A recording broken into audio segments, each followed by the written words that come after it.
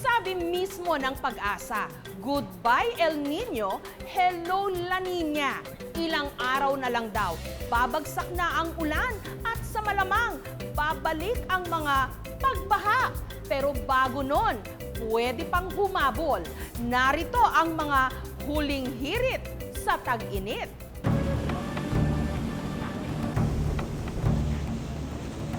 Sa bayan ng Buruanga sa Aklan, tiyak na pagpapawisan ka raw ng malagkit sa kakaiba nilang libangan. Kahit napakainit ng panahon, tiyak daw na mangangatog ang iyong tuhod kung susubukan mong 1, 2, 3, jump! Mag-cliff diving.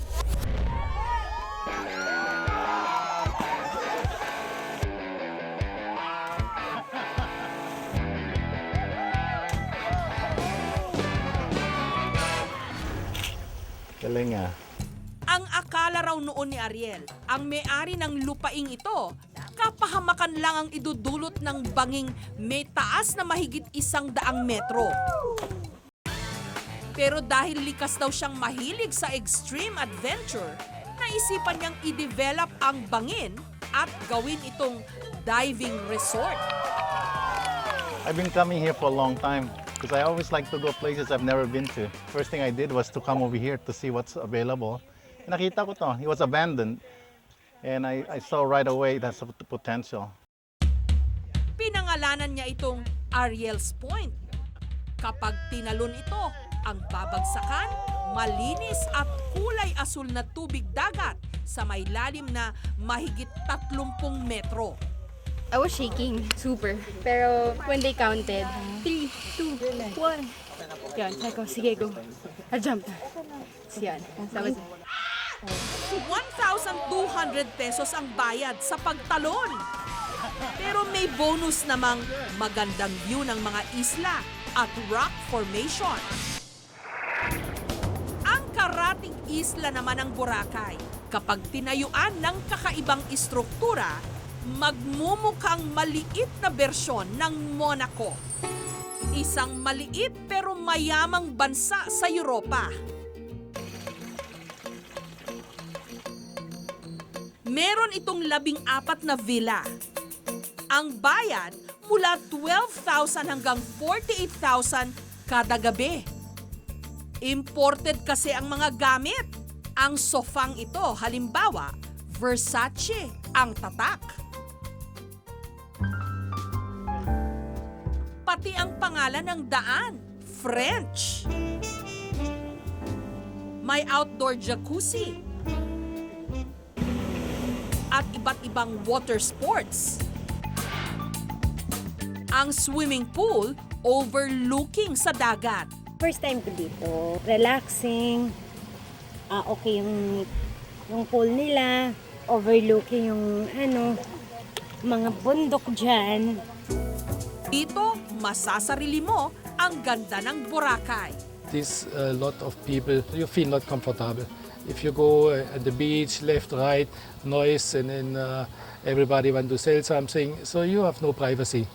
So that's why I decided to sell this and to put up this property, which is really private.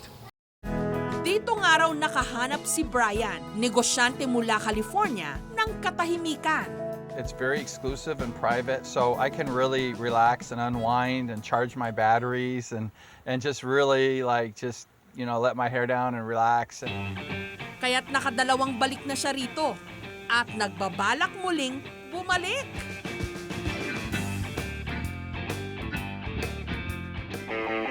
Susunod, sa isla ng Olanggo sa Cebu, pinagkukutaan na rin ito ngayon ng mga turista. Inflatable slide.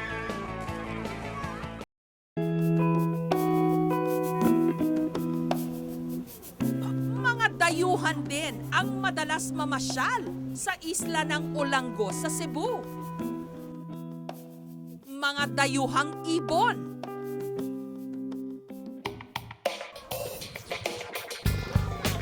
Pero pinagkukutaan na rin ito ngayon ng mga turista na gustong tumakas sa nakapapasong init ng tag-init. Ito ang Talima Water and Adventure Park. Mga pangunahing atraksyon dito, zipline, inflatable slide na may taas na 15 feet, trampoline, at spintacular na lumulutang-lutang pa sa dagat. It was fun and awesome, and plus it's really high for you. We decided to make the park here because the Ready Market is there. Tapos we're also aiming to promote Olango Island as a whole as a tourist destination. Tinatayang 200 katao ang bumibisita rito araw-araw. 100 pesos naman ang entrance. At ang bayad sa paggamit ng mga inflatable facilities mula 100 hanggang 250 pesos. Para naman sa mga hindi makaalis ng Maynila, pwede pa kayong humabol sa theme park na ito sa Santa Rosa, Laguna. Ito ang huling hirit ng magkapatid na Johan at Aliyah sa kanilang mami.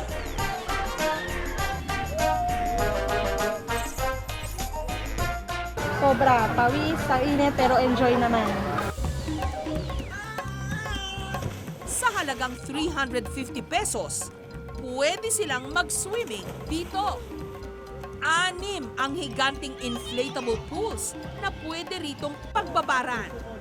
2 to 4 feet lang ang lalim.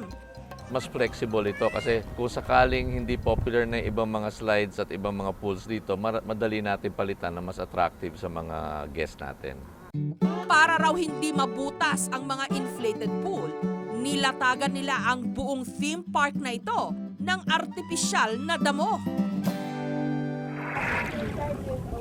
At dito sa Batangas, hindi lang governor for all seasons ang meron sila. Meron din silang adventure for all seasons, windsurfing. Any season to at as long na may hangin, pwede ka na mag-windsurf. Kahit umulan, basta may hangin, pwede na yan. Ang 17 anyos na si Miguel, hasang-hasa sa pakikipaglaro sa alon at hangin. 7 taong gulang lang daw siya nung nagsimulang mahilig sa windsurfing. Sumasali na nga raw siya sa mga international windsurfing competition. Gusto ko talaga sa tubig. Parang yung lumilipad, yun. Parang lumilipad sa tubig.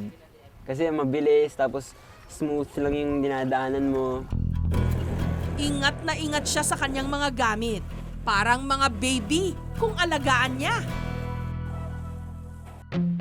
Nitong mga nakalipas na araw, pumalo ang temperatura sa 38 degrees. Tamang-tama dahil araw na lang ang bibilangin. Opisyal nang matatapos ang summer. At parang pinagbigyan tayo ng langit ng huling pagkakataon na humirit pa sa nalalabing sandali ng tag-init.